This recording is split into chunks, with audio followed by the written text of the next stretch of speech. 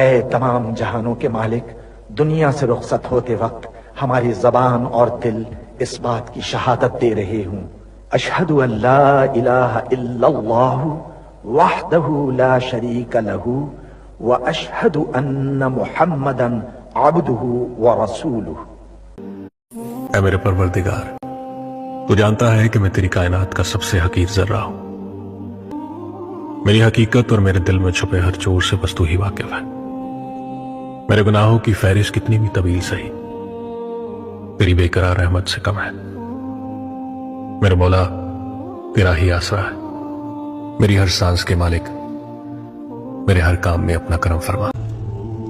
مجھے شکر نہ کرنے والوں میں شامل نہ فرمانا، مجھے شکر بجا لانے والوں میں شامل کرنا یا رب۔ یہ جان تیری امانت ہے، ہمیں کسی حال میں تنہا مت چھوڑنا یا رب، آمین۔